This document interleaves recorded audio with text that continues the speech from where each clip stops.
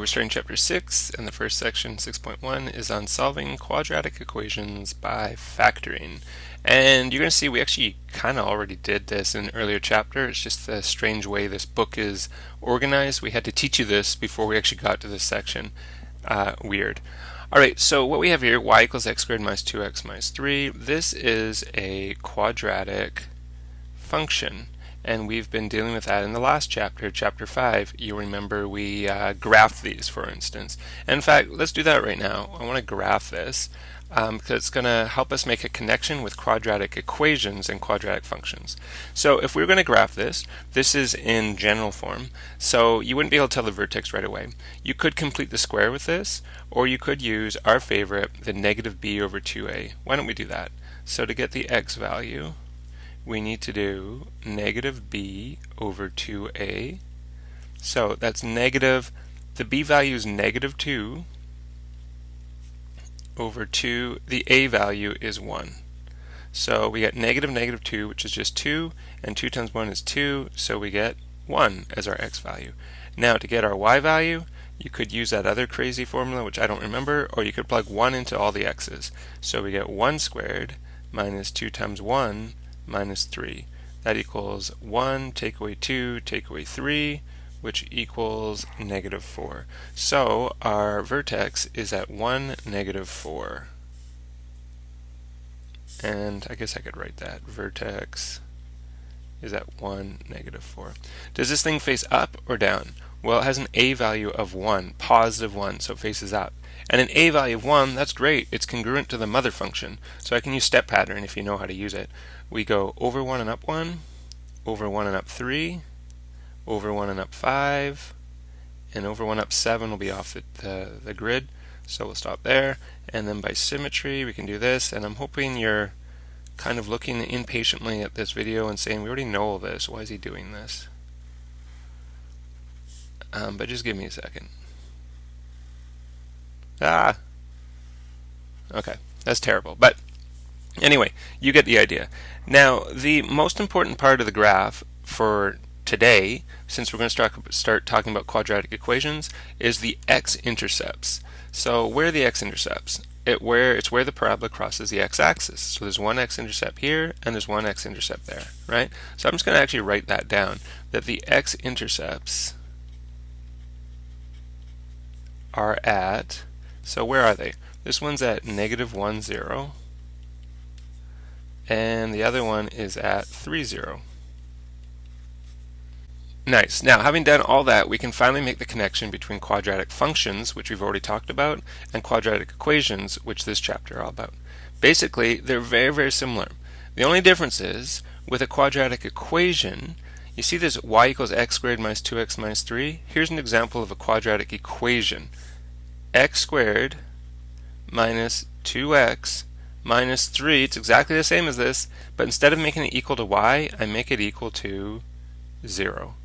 This is really the only difference between a quadratic function and a quadratic equation. A quadratic equation is equal to 0, and then you're trying to solve that. You're trying to find what are the value or values of x that you could plug in here and here to make the left-hand side equal to 0.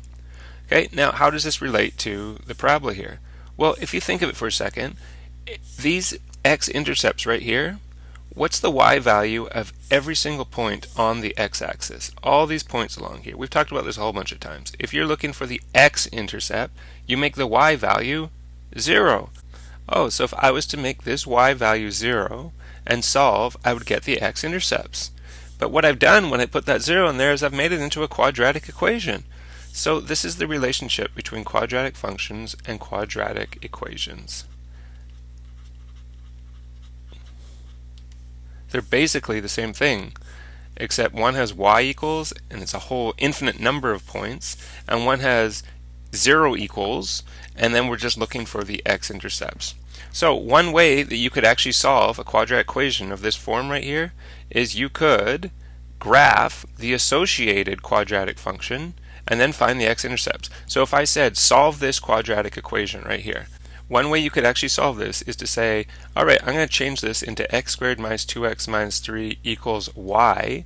which is a quadratic function now, right? It's exactly the same as this up here, isn't it? I could graph that, which would look like this parabola right here, and then, since I'm interested in when y equals 0, I'd be looking for the x-intercepts. And there's my x-intercepts right there. And that would be my answer to this right here. That's one way you could do it.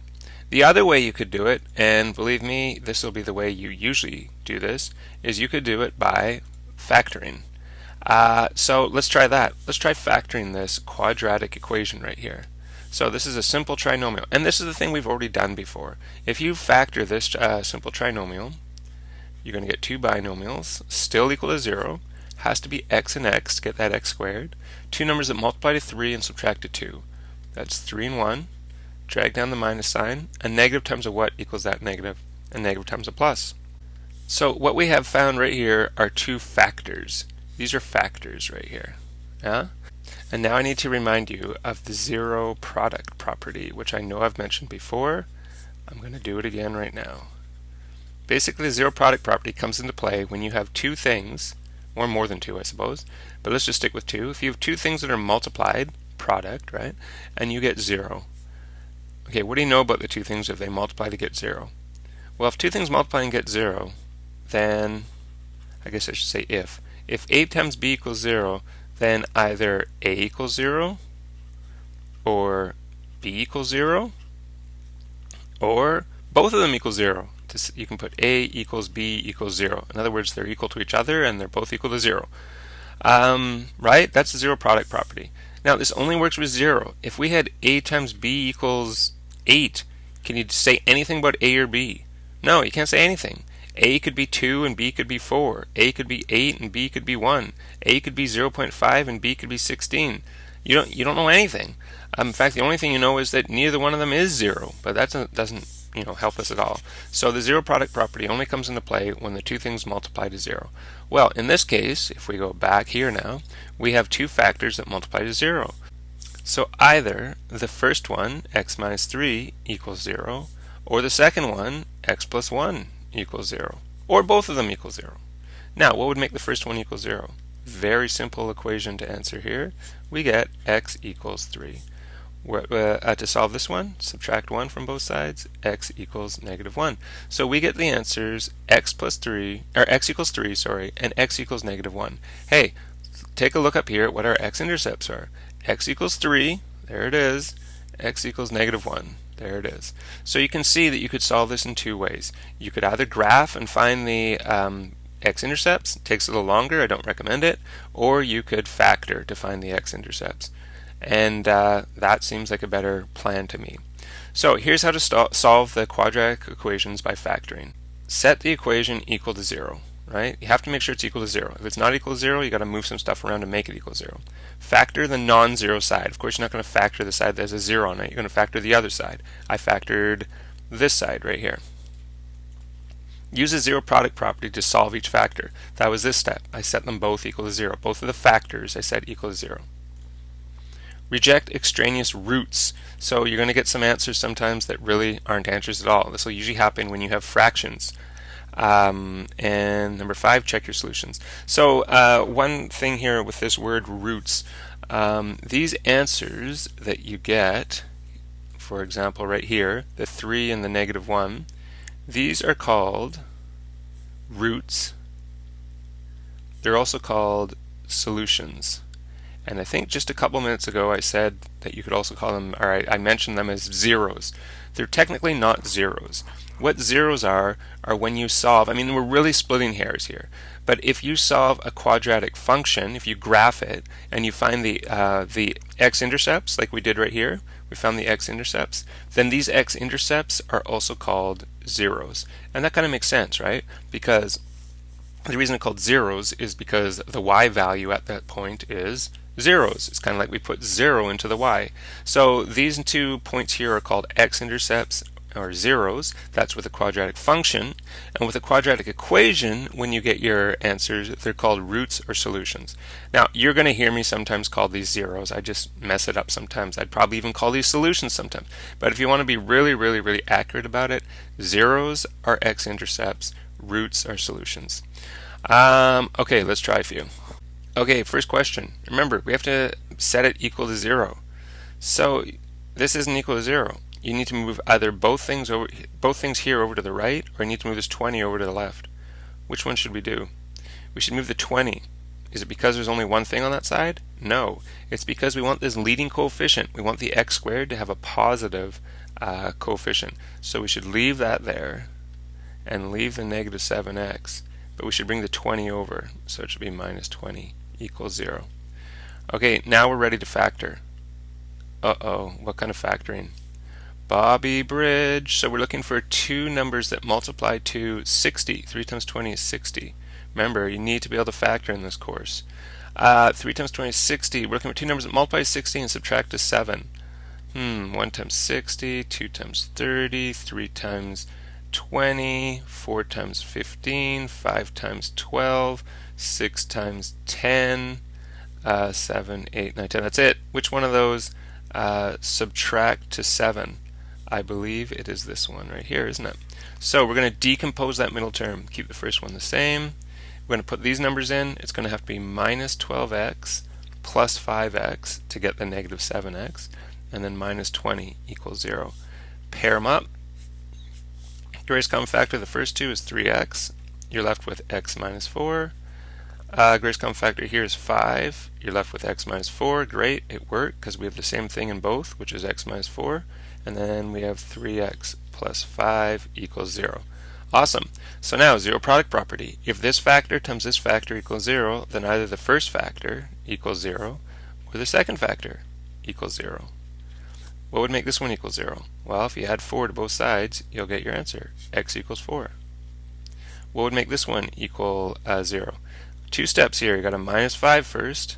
So you get 3x equals negative 5. Then you have to divide by 3.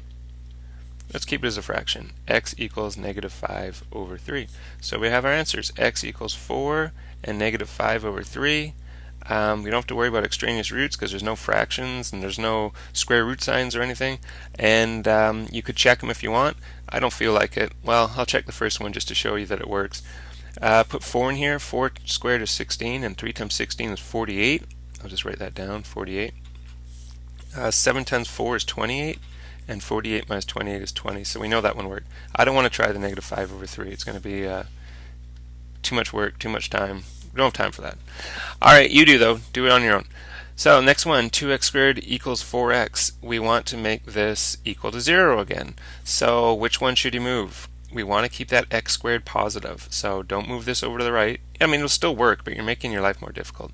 Move the 4x over. And now it equals 0. People often get confused here. They don't know what kind of factoring this is. It's a binomial, but it's not a perfect square binomial. But what kind of factoring do you always need to try to do first? Greatest common factor. The greatest common factor here is 2x. And you're left with x minus 2. 2x times x is 2x squared. 2x times negative 2 is negative 4x. It's still equal to 0. Here's your factors. You have one factor here in brackets and another factor here in brackets. Yeah, you don't have to put in brackets, but I'll put it in brackets so you're clear. So in other words, either this first bracket equals 0. This is a zero product property, right? Either that first bracket equals 0, the first factor, or this x minus 2, the second factor, equals 0. Let's start with this one. What would make this one equal 0? Well, if you add 2 to both sides, you get x equals 2. What would make this one equal 0? This is 2 times x, so you have to divide by 2. Divide by 2. You get x equals 0 divided by 2 is 0. So there's our answers. The answers are 0 and 2. We could check both of these ones really fast. 0 squared is 0 times 2 is 0. 4 times 0 is 0. Yep, those both equal 0. Put 2 in here. 2 squared is 4 times 2 is 8, and 4 times 2 is 8. These both work. Alright, bad news. This is a repeat of Chapter 2, the chapter that many people did horribly on. We have a rational equation here we need to solve. The only difference is you're going to end up having a quadratic equation partway through of it. So, remember how to solve these? The first thing you want to do is you want to factor anything. And I can see we can factor this denominator here. So, let's keep this all the same. X minus 5, minus 3, x plus 1, equals 30. And now factor this. It's a simple trinomial. X and x, two numbers that multiply to 5 and subtract to 4. 5 and 1. drag down the minus, a negative times a plus equals that negative right there. Oh, okay, good. This is looking like we did it right because we have x minus 5, x minus 5, x plus 1, x plus 1. So what we want to do first is get the MPVs. Remember, MPVs are things that make the denominator equal 0. What would make the denominator equal 0 here? If x equaled 5, x cannot equal 5. What would make the denominator equal 0 here? If x is negative 1. Here, if x is 5, we already have it. Here, if x is negative 1, we already have it. So these are the two values that x cannot equal when we solve. Lowest common denominator in this case is x minus 5, x plus 1. That's the lowest common denominator. So what are we going to do with that lowest common denominator? Since it's an equation, we're going to multiply all the terms by x minus 5, x plus 1. This is the thing that lots of you don't do, right? You don't write this down, but I do, because I don't like making mistakes.